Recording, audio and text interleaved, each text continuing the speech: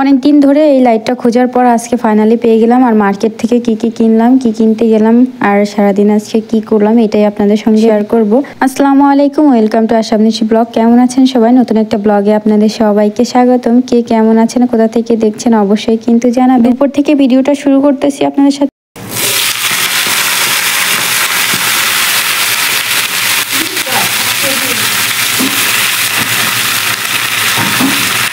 এইখানে আমি নতুন যে লাল আলুটা হয় সেই লাল আলু আর সবজি হচ্ছে পুঁই শাক পটল দিয়ে একটা সবজি তরকারি রান্না করবো। লাল আলুটা সচরাচর পাওয়া যায় না এখানে, তো এই এখন একটু সিজন, তো এখন পাওয়া যায়, এটা বেশি দিন থাকে না, খাওয়া যায় না বেশি দিন রেখে। তো এই আলুটা খেতে কিন্তু আমার কাছে অনেক ভালো লাগে, জানি না আপনাদের কাছে কেমন লাগে। তো এইখানে আমি সবগুলো সবজি দিয়ে ভালো করে আর কি সবজিটা কষাই নিব। এখানে আমি কিছু মরিচ কুচি দিয়েছি, পেঁয়াজ কুচি, হলুদের গুঁড়া, মরিচের গুঁড়া, জিরা গুঁড়া আর ধনিয়া গুঁড়া দিয়ে আমি ভালো করে সবজিটা একদম কষাই নিব। যতক্ষণ পর্যন্ত না ভালো করে সেদ্ধ হচ্ছে ততক্ষণ পর্যন্ত আমি কষাবো। সবজি কষানো ভালো হলে রান্না ভালো হয়।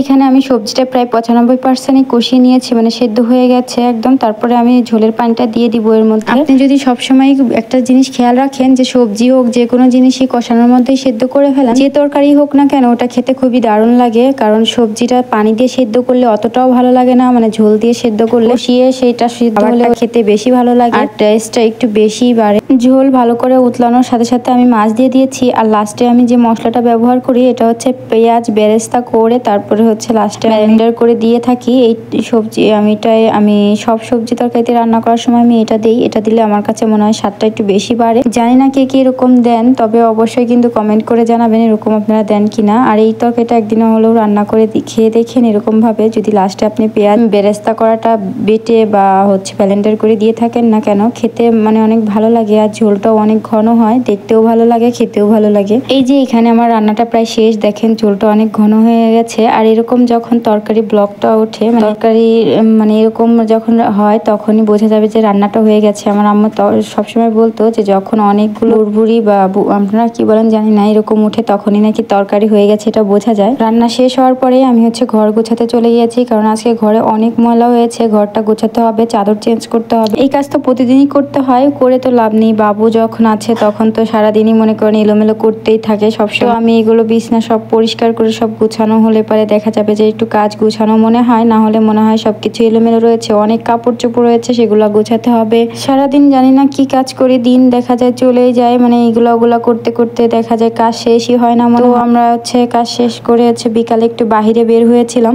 আমার কাজ শেষ হওয়ার আগেই আয়নের বাবা তো নিচে এসে ফোন দিচ্ছে, গাড়িতে বসে আছে, আসো নিচে আসো। তো আমি তাড়াতাড়ি কাজগুলো শেষ করে, হাতের কাজগুলো শেষ করে তো চলে গেলাম যে একটু মার্কেটে, অনেক দিন যাওয়া হয় না, ফুল টুল কেনা হয় না, এই কারণে ভাবলাম দেখি যে আজকে ফুল কেমন কি এসেছে, নতুন কালেকশন।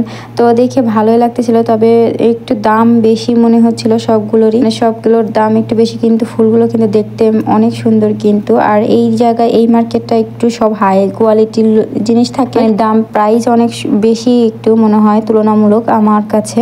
এই জারগুলো আমার কাছে অনেক ভালো লেগেছে, আমি অনেক জায়গায় খুঁজেছি, মানে বাংলাদেশে প্রায় দেখেছি সবারই যে কিনতে। এই জারগুলো মানে মশলা রাখা যায়, সবকিছু সুন্দর, কিচেন রুমে সাজানোর জন্য অনেক সুন্দর, কিন্তু এই ডেকোরেশনগুলো এইগুলো অনেক ভারী ছিল। ভাবলাম একটা কিনে নিয়ে যাই, যাওয়ার সময় হয়তো দেশে নিয়ে যাব, না হয়তো ব্যবহার করি। দেখলাম যে অনেক ভারী, আর এই সবগুলো হচ্ছে কাচের জার ছিল। আমি বাসায় চলে এসেছিলাম কিছু জিনিস নিয়ে। তো এই লাইটটা আপনাদের সঙ্গে শেয়ার করি। অনেকদিন ধরে এই লাইটটা আমি খুঁজতেছিলাম, মানে মার্কেটে পাচ্ছিলাম না। দেশে অনেক রিভিউ দেখেছি, অনেকে অনেক ভিডিও করেছে, বিশেষ করে টিকটকে একটা ভাইরাল লাইট বলতে পারেন এটা আমি অনেকবারই দেখেছি। তো কিনতে চেয়েছিলাম, যেগুলো এখানে খুঁজেছি, তো আজকে পেয়ে গেছি, নিয়ে আসলাম, দেখি যে কেমন হয়। তো আমি এটা প্রথমে হচ্ছে চার্জ দিয়ে নিব, চার্জের চলে। তো এখানে চার্জ দেওয়া হয়েছে, ভালো হয়েছে, ব্যাটারি হলে বেশি দিনই করে না। এখানে চার্জ দেওয়ার পরে যে আমি দেখেন একটু চার্জে লাগাইছি, উপরে কাজ করে, টাচিং লাইট বলা যায়। আবার রিমোট দিয়েও আপনি চেঞ্জ করতে পারবেন। কালারগুলো অনেক সুন্দর, পুরো রুমটাই কালার হয়ে যায়, চেঞ্জ করা যায়। এরকম আমি দেখতেছিলাম যে ট্রাই করে সবগুলো আসলে ঠিক আছে, তো